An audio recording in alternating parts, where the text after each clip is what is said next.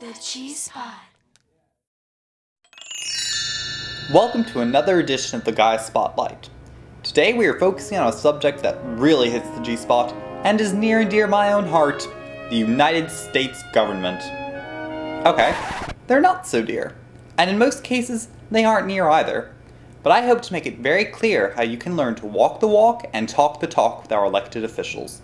Not that you'll be able to reach any of them.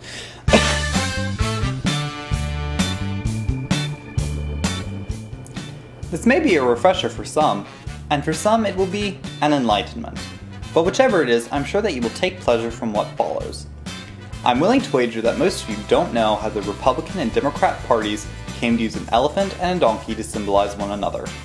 It all stems back from a cartoon drawn by Thomas Nast in 1874.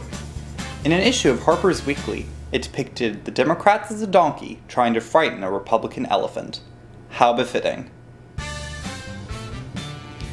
Those were not the only symbols used. The symbol of America, the eagle, was also used as a symbol for the Republican Party and is still used on the ballots in Ohio and Indiana today.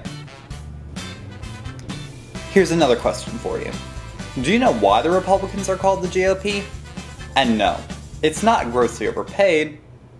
It actually stands for Grand Old Party, and it stems from a quote in 1875 from the Congressional Record. This gallant old party. And then, in Harper's Weekly 1876 to the Grand Old Party. But personally, I think this one fits best. With the invention of the early automobile, it acquired another translation. Get out and push, which is what you frequently had to do if you were fortunate enough to own a car back then. It might also work for getting voters out to the polls today. The ironic thing is that the Democratic Party is actually 22 years older than the Grand Old Party. Speaking of old, the US might seem like a young country, compared with China for instance, but it's actually the longest surviving nation where a head of state, that's the president, and its officials, Congress, are elected representatives of its people. That's you and me. And these officials are required to govern by a constitutional law, which in case you didn't know, acts as the main check and balance of the government's authority over its people. You and me.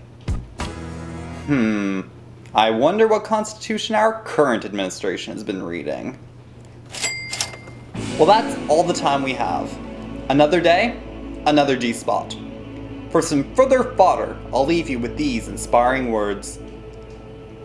Several Democratic and Republican primaries were just held all across the country. It was evenly split between those who forgot to vote and those who chose not to vote.